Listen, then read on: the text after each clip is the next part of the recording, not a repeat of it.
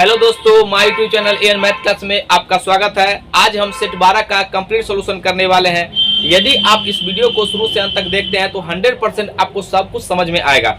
यहाँ पर अभी समय उतना नहीं है जो हम आपको टॉपिक बाय टॉपिक पढ़ाएं, लेकिन आपको क्वेश्चंस जो इस प्रकार का क्वेश्चन आएगा उससे रिलेटेड जितना भी कॉन्सेप्ट होता है सारे कॉन्सेप्ट को हम क्लियर करने का प्रयास करते हैं। तो आइए अब हम शुरू करते हैं।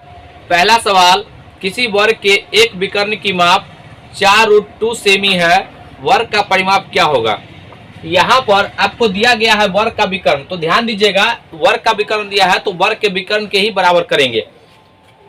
ये पहला सवाल है, वर्ग का विकर्ण दिया गया यहाँ पर डायगोनल 4√2 और हमसे इसका परिमाप पूछा है क्या होगा। तो वर्ग का विकर्ण क्या होता है, तो वर्ग का विकर्ण होता है √2a। यहाँ पर ये वर्ग का विकर्ण होता है √2a।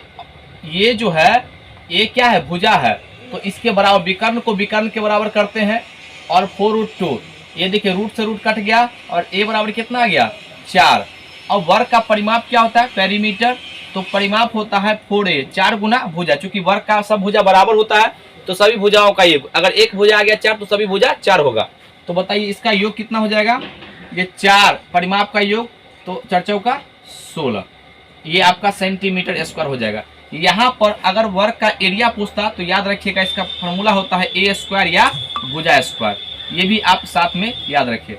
और वर्ग का विकर्ण, यहाँ पर वर्ग का जो विकर्ण होता है एक दूसरे को समकोण पर समद्विभाजित करता है। अगला सवाल, ये दूसरा नंबर a/b के पावर 0। हम ये कंसेप्ट जो है घातांक का कंसेप्ट है, कितना बार हम बताए हैं, अगर आप वीडियो कंटिन्यू देखे होंगे तो आपको ये बात याद ही हो गया होगा।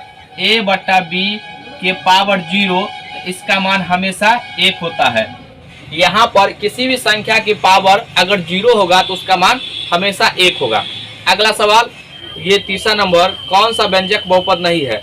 हम बहुपद से संबंधित क्लास 9th में बहुपद का कंप्लीट वीडियो बना चुके हैं। अगर आप उस वीडियो को नहीं देखें तो जरूर उस वीडियो को देखिए, आपको बहुपद से संबंधित सारे कंसेप्ट आपका क्लियर हो जाएगा। यहाँ पर आइए पहले हम इस क्वेश्चन को समझाते हैं।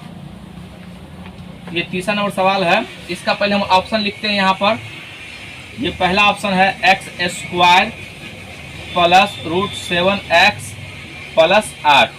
दूसरा है यहाँ पर √2x² और तीसरा जो ऑप्शन है x² और प्लस 7 इंटू √x और प्लस 5। यहाँ पर हमसे पूछा गया है कि कौन सा व्यंजक बहुपद नहीं है। तो याद रखिए हम आपको बताए हुए हैं बहुपद में जो चर राशि होता है उसका पावर एक चर में बहुपद होना चाहिए और उसका जो पावर होना चाहिए ये पूर्ण संख्या यानी होल नंबर में होना चाहिए, यानी पूर्ण संख्या। पूर्ण संख्या मतलब क्या होता है, W से लिखते हैं और यहाँ पर 0, 1, 2 पावर के रूप में होना चाहिए। ये पॉजिटिव नंबर होना चाहिए, न ही नेगेटिव होना चाहिए और न ही फ्रैक्शन में। अगर ऊपर में बट्टा के रूप में भी आ गया, ऊपर में भिन्न के रूप में, तो वो बहुपद नहीं होगा। लेकिन यहाँ पर देखिए इसमें जो है ये भी बहुपद है, ये भी बहुपद है, लेकिन ये बहुपद नहीं है क्योंकि इसके पावर जो है 1/2 आ जाता है। किसी भी रूट में लिखते हैं नंबर इतना है तो इसको हम ऐसे लिख सकते हैं ना, 1/a के पावर 1/2। तो देखिए ये फ्रैक्शन में आ गया ना, तो ये बहुपद नहीं होगा। क्योंकि अब यहाँ पर ये मत कहिएगा जिसमें नहीं है, एक में ना हो, यानी एक चर में होना चाहिए। ये बहुपद है जिसमें से इसका पावर 1/2 है, तो इसलिए हम कहेंगे यह व्यंजक जो है इसमें से इसका पूछ रहा है कि कौन सा है, तो ये तीसरा नंबर हो जाएगा। ये कौन सा ऑप्शन होगा देख लीजिए, यहाँ पे ये ऑप्शन नंबर दिया गया है, तीसरा हो जाएगा इसका उत्तर। अगला सवाल, दी गई संख्याओं में अपरमेय संख्या कौन है। यहाँ पर अपरमेय संख्या ऑप्शन पहले हम लिखते हैं तब आपको समझ में आएगा। ये चौथा नंबर ऑप्शन, ये चौथा नंबर सवाल है, इसका ऑप्शन जो है पहला 3/4, ये दूसरा है 0 और तीसरा है π/3।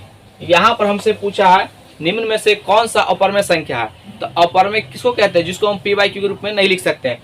पाई एक अपरमेय संख्या है, पाई को भाग दीजिए, गुना कीजिए, पाई के साथ हमेशा अपरमेय ही होगा। तो इसका उत्तर हो जाएगा आपका ये π/3। ये तीसरा नंबर ऑप्शन हो गया। अगला सवाल, ये छठा नंबर, यदि x अनुपात 8 समानुपात 5/4 हो तो x का मान ज्ञात कीजिए। ये जो है अनुपात समानुपात का सवाल है, ये छठा नंबर सवाल है, बीच में तो रीजनिंग है। तो ये देखिए x अनुपात 8 समानुपात 5/4 है। तो अनुपात में ये पहला ही नियम है कि बाह्य पदों का गुणनफल बराबर मध्य पद का गुणनफल। तो ये दोनों का आप गुना कीजिए, ठीक है। तो 4 × x बराबर ये मध्य पद यानी बीच वाला, तो 8 पंचे 40, 4 दाही के 40, 10, तो x बराबर कितना आ गया 10। ये इसका उत्तर हो गया। एक और तरीका है बट्टा में करके x बट्टा 8, दूसरा तरीका बता रहे हैं यहाँ पे, और एक होता है 5 बट्टा 4, इससे भी 4 दूना 8, 2 क्रॉस गुना कर दीजिए x बराबर 10, इससे भी उत्तर आ जाएगा। तो दोनों से उत्तर कितना आएगा x का मान, ये आपका हो जाएगा 10। ये तीसरा नंबर इसका ऑप्शन हो जाएगा। अगला सवाल,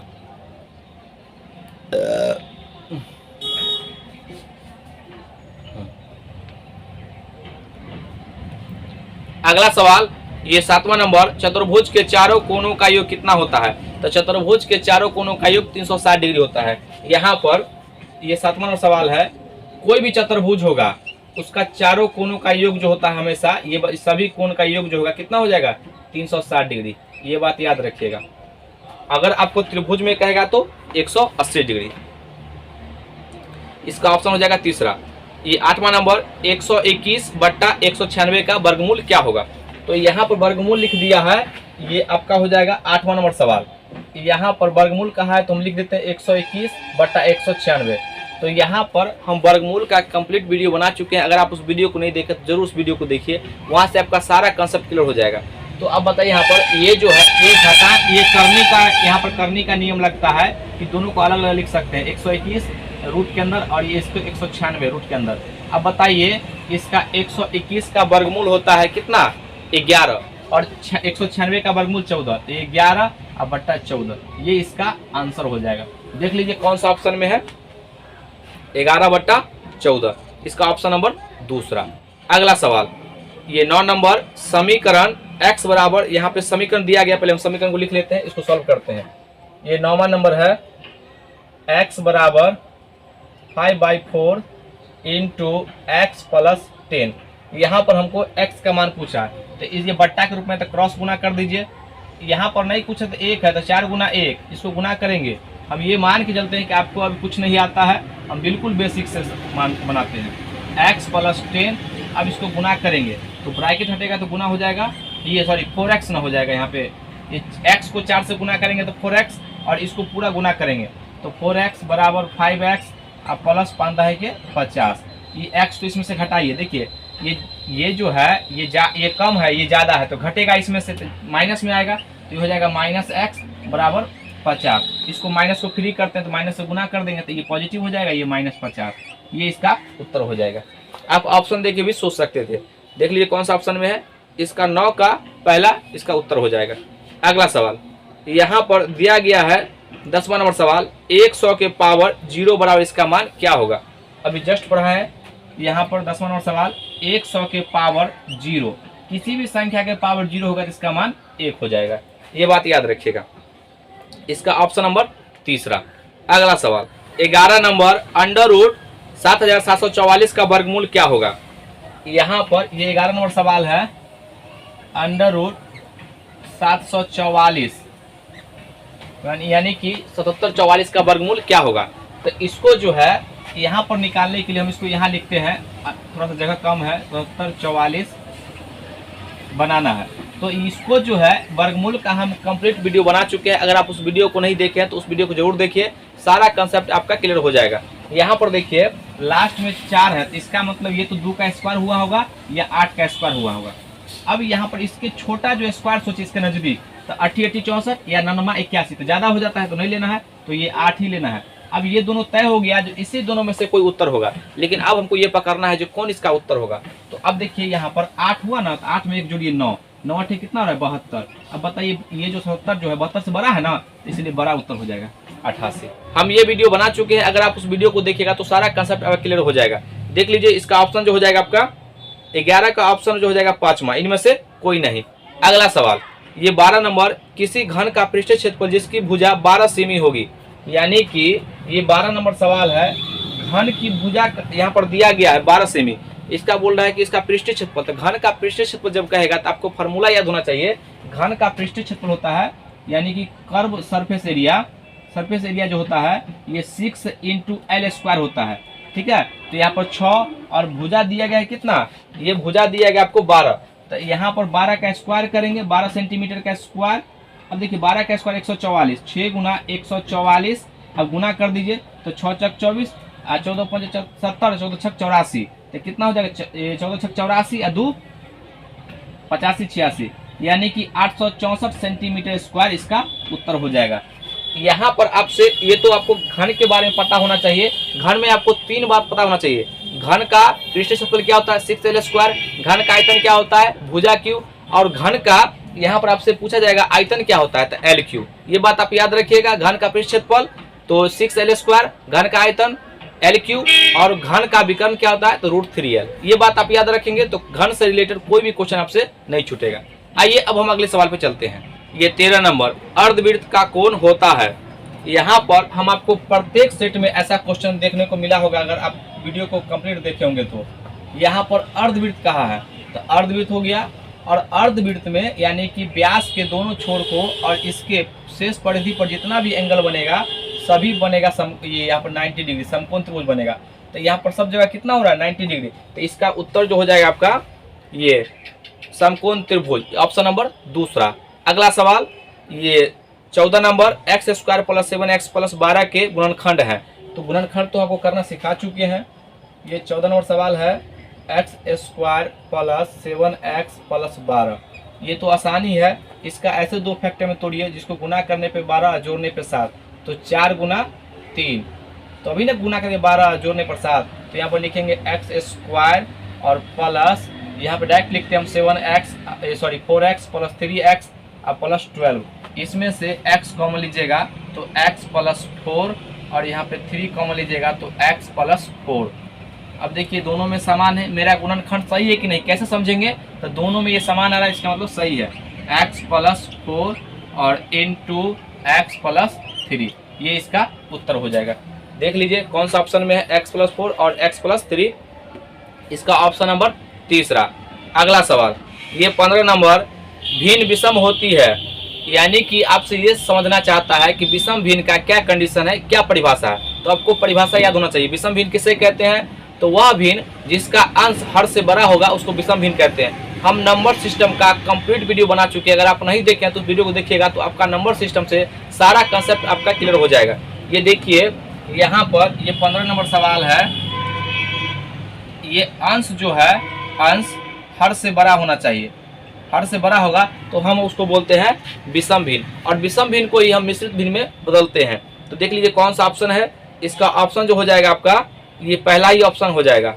अगला सवाल 16 नंबर, शून्य नहीं है एक। ऑप्शन में दिया गया है, ये 16 नंबर सवाल है, कह रहा है नेचुरल नंबर, इंटीजर और ये होल नंबर। यहाँ पर होल नंबर दिया गया है।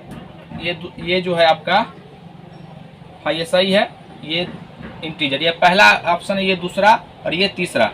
तो इसमें से पूछ रहा है शून्य क्या है, तो बताइए शून्य प्राकृतिक संख्या नहीं है, तो ये आपका पहला ही उत्तर हो जाएगा।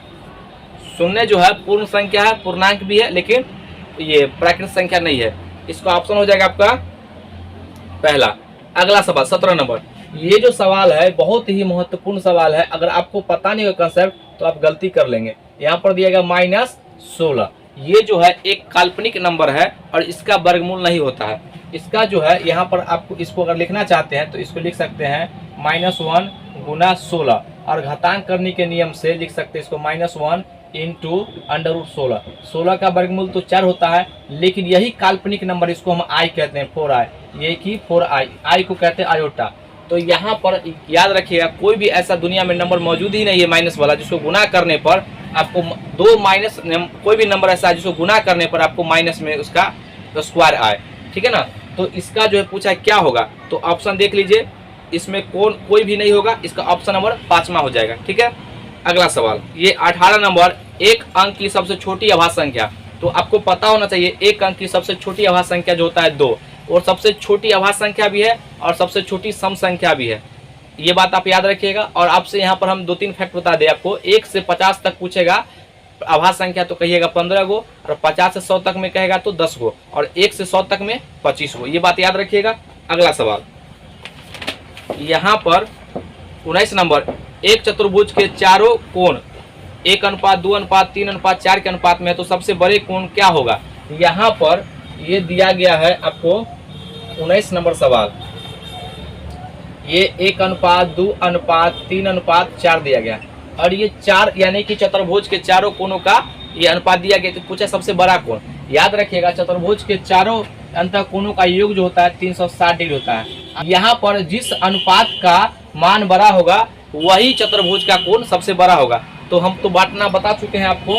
यहाँ पर देखिए 360 डिग्री गुना 4 का और अनुपातों का योग 4 3 7 2 9 1 10। यहाँ पे 4 से ये सुना सुना काट लीजिए और 36 चौका यानी 6 चौक 24 और 4 3 12 13 14 यानी 144 डिग्री होगा। देख लीजिए कौन सा ऑप्शन में है, ये इसका ऑप्शन नंबर तीसरा। अगला सवाल 20 नंबर, यदि 7 क्रमिक संख्याओं का औसत 20 हो तो सबसे छोटी संख्या क्या होगी। हम ये कंसेप्ट कितना बार आपको हम समझाएं और सवाल भी करवाएं इस पर रिलेटेड। तो यहाँ पर देखिए तो सबसे आसान सवाल है ये 20 नंबर। जब भी ऐसा सवाल आएगा तो यहाँ पर आप लिखिएगा 1 2 3 4 5 6 और 7। और अगर इसका योग देता तो हम जितना भी नंबर उससे भाग देते, लेकिन यहाँ पर योग नहीं दिया है तो खुद ये औसत दे दिया है। औसत भाग देने का कोई बातें नहीं है, ये 20 है और क्रमिक का है तो क्रमिक का मतलब लगातार। इससे जस्ट छोटा इधर चलिए 19 हो जाएगा, इससे छोटा 18 हो जाएगा, इससे छोटा 17। यही आपका उत्तर हो जाएगा। देख लीजिए कौन सा ऑप्शन में है, ये इसका ये 17 हो जाएगा। तो ऑप्शन नंबर पहला हो गया इसका। अगर पूछता सबसे बड़ा तो इसको जोड़ते जाइए, ये हो जाएगा 21 22 और ये 23। तो इसका सबसे बड़ा हो जाता 23। यहाँ से कोई पूछेगा तो आप निकाल सकते हैं। प्रथम दूसरा पूछता तो 18 हो जाता। तो ये बात आप समझ गए। अगला सवाल 22 नंबर, तार से बने 49 सेमी व्यास वाले वृत्त के एक आयत बनाया जाता है जिसकी भुजा का अनुपात 7:4 है। तो आयत का क्षेत्रफल ज्ञात कीजिए। ये अच्छा सवाल है। ये जो है 22 नंबर सवाल है। एक वृत्त का जो है व्यास दिया गया, व्यास कितना है 49 सेमी। तो बताइए त्रिज्या का दोगुना होता है व्यास, तो यहाँ पर लिखेंगे ना 2r, 2r बराबर 49 और r बराबर कितना हो जाएगा 49/2 सेंटीमीटर। अब यहाँ पर इसका परिधि निकालिए 2 पाई, 2 पाई का मान 22/7 और r का मान कितना 49/2 सेंटीमीटर। और यहाँ पर दिया गया है आयत के भुजा का अनुपात कितना दिया गया है, ये यहाँ पर अनुपात दिया गया है 7:4। तो इसको अनुपात को हटा दीजिए, डायरेक्ट हम लिखते हैं तो 7x मान लेंगे। अगर कोई आयत दिया होगा तो आयत का अनुपात दिया है ना जी, ये यहाँ पर 7, इसको 7x मान लेंगे और ये 4x। अब दोनों को जोड़ दीजिए। यहाँ पर कह रहा है इसका परिमाप को परिमाप के बराबर कर सकते हैं। तो 7x प्लस 4x, ये दोनों को जोड़ें कितना होगा। इसको यहाँ पे लिखिए 2 गुना यानी 7 4 11x। अब देखिए यहाँ पर इसको बट्टा में लिखिए 2 गुना 22/7 ताकि काटने में आसानी हो, 49/2। अब देखिए 11 से कटेगा, 11 दूना 22 और 2 से 2 कट गया। तो यहाँ पर ये फिर 2 से 2 कट गया और 7 से 7 49। x का मान कितना आ गया, x का मान 7। अब बताइए यहाँ आयत की लंबाई कितना हो जाएगा, x का जब रखेंगे तो 49 और चौड़ाई कितना आ जाएगा, तो 4 7 चौक 28, 7 चौक 28 रखेंगे। अब ये दोनों को गुना कर दीजिए। तो गुना करना है तभी ना इसका एरिया आएगा। तो एरिया हो जाएगा आपका यहाँ पर 49 गुना 28। अब देखिए इसको 50 मानिए, 50 से गुना कीजिए 8 5 40, 5 चौका 5 दूना 10, 4 14 यानी उसमें से कितना घटा दीजिएगा 28। तो यहाँ पर आ जाएगा आपका 2, यहाँ पे 9 में से 7 और ये 3 और ये यानी 1372 इसका उत्तर आ जाएगा। 1372 1372 इसका जो है पहला ही उत्तर हो जाएगा। अब सेंटीमीटर मीटर लगा लीजिएगा, ठीक है। अगला सवाल 23 नंबर, यदि cos x minus 3 sin x बराबर √3 sin x है तो x का मान क्या होगा। यहाँ पर x का मान नहीं पूछेगा, यहाँ पर कोई इसके साथ त्रिकोणमिति निष्पत्ति लगा होगा, ठीक है। इसको हम बनाते हैं, देखते हैं कौन सा ऑप्शन आएगा। इसको शायद मिस हो गया होगा प्रिंटिंग करते चाहे लिखने में। यहाँ पर cos x minus 3 sin x बराबर √3 sin x। यहाँ पर अब देखिए पहले साइन को एक साथ ले जाइए। यहाँ पर लिखेंगे cos x बराबर √3 sin x और प्लस 3 sin x। अब देखिए साइन कॉमन ले लीजिए, तो यहाँ पर cos साइन कॉमन लेंगे तो यहाँ पर cos x बराबर ये sin x तो √3 और प्लस 3। इस sin x को बट्टा भेजेंगे तो क्या हो जाएगा, ये cos x अब बट्टा sin x बराबर √3 प्लस 3। अब यहाँ पर देखिए ये जो है इसको बदलेंगे तो कितना, देखिए कॉस एक्स बट्टा साइन एक्स बराबर होता है कॉट एक्स, ये कॉट एक्स होता है बराबर ये कितना हो जाएगा, ये √3 और +3। यहाँ पर इसको जो है कॉट एक्स को हम 1 ये 10x भी लिख सकते हैं, 10x बराबर होता है, इसको हम गुना करेंगे तो 1 मान होता है।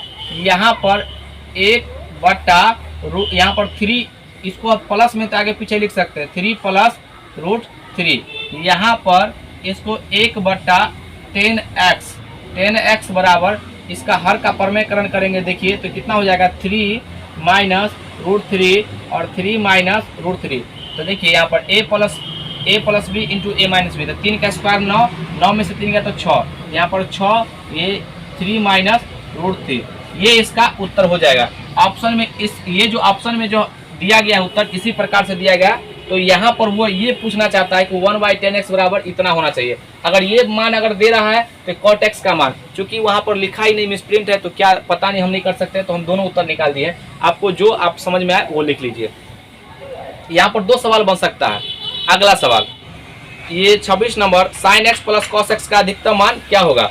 ये 26 नंबर सवाल है और ये बहुत ही अच्छा सवाल है और आपके एग्जाम में पूछने लायक सवाल है। ये sin x + cos x का अधिकतम मान, यहाँ पर 2 प्रकार के सवाल बनते हैं इससे रिलेशन, ये अधिकतम मान और मिनिमम मान।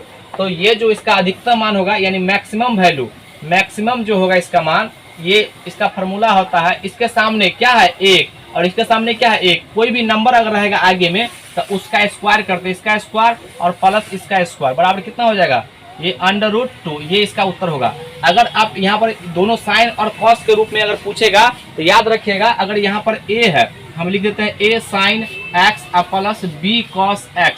अगर मैक्सिमम पूछेगा तो यहाँ पर लिखिएगा a² + b² और मिनिमम पूछेगा तो यहाँ पर ध्यान दीजिएगा, मिनिमम पूछेगा तो माइनस लगा दीजिएगा, बाकी सब कुछ वही रहेगा, a² + b², ये बाहर में लगाइएगा। तो ये इसका मिनिमम के लिए फॉर्मूला हो गया, आप याद कर लीजिएगा। अगला सवाल 29 number sin 15 degree into sin 30 degree into sin 75 degree का मान क्या होगा। यहाँ पर ये 29 नंबर सवाल है। यहाँ पर एक फार्मूला आप याद रखिएगा, हम यहाँ पर लिखते हैं क्योंकि जगह कम है। तो यहाँ पर sin a + b बराबर फार्मूला याद रखिएगा, sin a into cos b plus cos a into sin b। और आपको पूछा जाएगा sin a - b बराबर क्या होता है फार्मूला, तो sin a into cos b अब माइनस प्लस, यहाँ माइनस है तो माइनस लिखिएगा, उसका लिखिएगा cos a into sin b।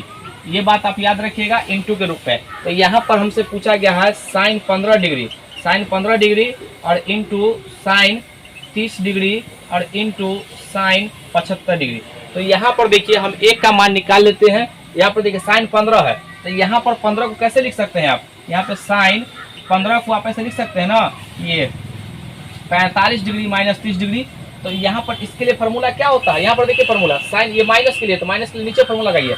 तो साइन ए 45, यहाँ पर लिखिएगा फार्मूला इसके लिए, साइन ए तो sine 45 degree into cos 30 degree और कॉस 30 डिग्री और minus cos 45 degree into sine 30 degree, ये साइन होगा यहाँ पर 30 डिग्री। अब क्या कीजिए, सबका मान रख दीजिए यहाँ पर, साइन 45 का मान 1/√2 और इंटू कॉस 30 का मान, क्या होता है, तो कॉस 30 यानी साइन का उल्टा √3/2 और माइनस कॉस 45 1/√2 और साइन 30 1/2। अब देखिए 1/√2 बाहर आ जाएगा तो 1 ऐसे लिख सकते हैं ना, 1/2√2 और इंटू √3 - 1। याद रखिएगा, हम यहीं से आपका दूगो बात निकल गया। 75 का लिखेगा तो ऐसे लिख सकते हैं 75 का, ये 45 डिग्री प्लस 30 डिग्री ये लिख सकते हैं। अब बताइए दोनों का बीच में तो जोड़ आएगा, मान तो वही ना है जी, तो दोनों के बीच में जोड़ आएगा यहाँ पर, तो प्लस कर दीजिएगा, तो मान तो खाली यहाँ पर प्लस करना है, इतना बात आप ध्यान दीजिए। तो यहाँ पे देखिए ये इसका मान निकाले थे, कितना आया 1 यानी 2√2 इंटू √3 - 1 इंटू साइन 30 का मान 1/2 होता है। और देखिए साइन 75 का मान सिर्फ इसमें प्लस कर दीजिएगा, तो यहाँ पर लिखिएगा √3 और प्लस 1 और बट्टा 2√2। अब देखिए ये रूट से गुना कीजिएगा तो यहाँ पर 2 ही आएगा, अब 2 आएगा। अब यहाँ देखिए 2 दूना 4, 4 दूना 8, 8 दूना 16। अब यहाँ पर देखिए ये a minus B into A plus B, तो क्या होगा a स्क्वायर, √3 का स्क्वायर तो √3 और 1, तो यहाँ पर 2/16 काट लीजिए, 1/8 आ जाएगा। ये इसका उत्तर हो जाएगा। ये बहुत ही अच्छा सवाल था, क्योंकि लेंदी सवाल था तो समय तो लगेगा ही लगेगा। आइए अब हम अगले सवाल पे चलते हैं। ये 30 नंबर है, a बराबर 2b बराबर 3c, तो a plus b plus c का मान 121 है, तो a square plus b square plus c square का मान क्या होगा। यहाँ पर ये 30 नंबर सवाल है। पहले हम सवाल को लिख लेते हैं, क्या क्या दिया गया है सवाल में। ये a बराबर 2b बराबर यहाँ पर दिया गया है ये 3c। यहाँ पर a का अगर हमको मान निकालना होगा तो लिखेंगे यहाँ पर a का मान, देखिए ये दोनों को गुना कीजिए तो 3 दूना 6, b का मान तो इसको हटा दीजिए, इसके सामने नहीं कुछ है तो 1 1 यहाँ पर 3, ये 3, और c का मान लिखना होगा तो क्या करेंगे, c को छोड़ दीजिए, 1 गुना 2। यहाँ पर ये इसका मान आ गया।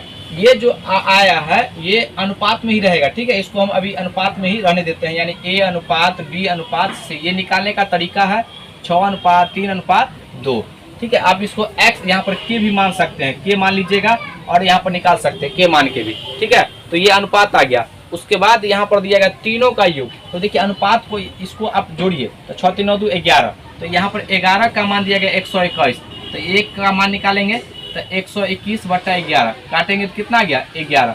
अब देखिए यहाँ पर a का मान कितना 6, तो 6 से गुना करेंगे 11 6 66, हम लिखते हैं यहाँ पर 66। अगर b का मान कितना 3, तो 3 से गुना करेंगे तो 11 3 33, और यहाँ पर c 2 है तो 2 से गुना करेंगे तो 11 दूना 22। ये मान आ गया, सबका वैल्यू आ गया। उसके बाद हमसे पूछे इसका स्क्वायर, यहाँ पर स्क्वायर पूछा है, तो देखिए a square plus b square plus c square, तो यहाँ पर सबका स्क्वायर करेंगे। अंडर रूट, यहाँ पर अंडर रूट ये 66 का स्क्वायर, तो एक काम कीजिए 66 11 गुना 6 लिख सकते हैं ना, इसका स्क्वायर, अब प्लस यहाँ पर 33 है तो 11 गुना 3 लिख सकते हैं ना, इसका स्क्वायर, और प्लस 22 है तो 11 गुना 2 लिख सकते हैं ना, इसका स्क्वायर। अब देखिए स्क्वायर तो 11 से बाहर निकल जाएगा, यहाँ पर सब यहाँ पर जो है स्क्वायर 11 का भी स्क्वायर ना होगा, 11 स्क्वायर 6 का स्क्वायर, 11 का स्क्वायर बाहर कीजिए और गुना 6 का स्क्वायर, अब प्लस यहाँ पर 11 का स्क्वायर और प्लस 9 का 3 का स्क्वायर, 3 का स्क्वायर, अब प्लस 11 का स्क्वायर और गुना 2 का स्क्वायर, ये गुना 2 का स्क्वायर। यहाँ पर हम लिखते हैं, हम ये डायरेक्ट भी कर सकते हैं लेकिन फिर आपको समझ में कैसे आएगा। तो देखिए यहाँ पर सब में 11 है, सब में 11 है, सब में 11, तो 11 कॉमन लिख सकते हैं, 11 का स्क्वायर और इनटू देखिए 6 का स्क्वायर 36, प्लस 3 का स्क्वायर 9 और प्लस 2 का स्क्वायर 4, तो यहाँ पर 36 और 9 45 और 4 49, तो 49 जो इसका 49 हो जाएगा, तो इसका वर्गमूल आ जाएगा 11 और इसका 7, यानी 77 इसका उत्तर हो जाएगा। देख लीजिए कौन सा ऑप्शन में है, इसका ऑप्शन नंबर दूसरा। बहुत ही अच्छा सवाल था। अगला सवाल ये 34 नंबर, एक हवाई जेट 5 घंटे में 144 किलोमीटर प्रति घंटा की चाल से एक निश्चित दूरी तय करता है। समान दूरी को 2 घंटे में तय करने के लिए हवाई जेट की आवश्यक चाल कितनी होनी चाहिए। यानी कि ये 34 नंबर सवाल है, ये बहुत ही आसान सवाल है। सबसे पहले यह 5 घंटा में जाता है 144 के स्पीड से, तो डिस्टेंस कितना आ जाएगा 144 गुना 5। अब कह रहा है इसी दूरी को 2 घंटा में तय करना है, तो 2 से भाग दे दीजिए ना, तो ये कितना हो जाएगा 7 2 72, गुना कर दीजिए तो यानी कि 40 का, तो 5 दूना 10 7 5 35 1 36, इतना किलोमीटर प्रति घंटा के स्पीड से चलना पड़ेगा अगर 2 घंटा में पहुंचना है। तो ये आपका हो गया ऑप्शन नंबर 360 होना चाहिए। 5 दूना 10 7 5 35 1 36 ना, यहाँ पर इसका ऑप्शन नंबर तीसरा हो गया, दिया हुआ है ऑप्शन। अगला सवाल ये 35 नंबर, 15 भुजाओं वाले समबाहुभुज का बाह्य कोण ज्ञात कीजिए। यानी कि बाह्य कोण पूछा है, 15 भुजाओं वाले समबाहुभुज का बाह्य कोण। तो याद रखिएगा यहाँ पर ये 35 नंबर क्वेश्चन है। अगर यहाँ पर पूछता 15 समबाहुभुज है, याद रखिएगा चाहे कोई भी 15 हो 20 हो 50 हो 100, सिर्फ समबाहुभुज कहेगा ना तो उसका सभी बाह्य कोणों का योग होता है 360 डिग्री। अगर प्रत्येक का अगर सवाल में पूछेगा तो प्रत्येक कहेगा तो 360 में भाग दे दीजिएगा तो भुजा से, तो 15 से भाग दीजिएगा कितना आ जाएगा 15 दूना 30 और यहाँ 15 चौका 60, यानी प्रत्येक बाह्य कोण कितना आ गया 24 डिग्री। अगर यहाँ पर पूछता 15 बाह्य कोणों का योग कितना होता है 360 डिग्री। चाहे त्रिभुज हो चतुर्भुज हो पंचभुज हो कुछ भी होगा, हमेशा 360 डिग्री होगा, ये बात याद रखिएगा। आज का वीडियो कैसा लगा, अगर वीडियो अच्छा लगे तो इसको लाइक कीजिए, सब्सक्राइब कीजिए, शेयर जरूर कीजिए और एक कमेंट जरूर कीजिएगा, जिससे कि हमको पता चले कि हमारा पढ़ाया द्वारा आपको बात समझ में आ रहा है। तो आज के लिए यहीं तक। जय हिंद, जय भारत।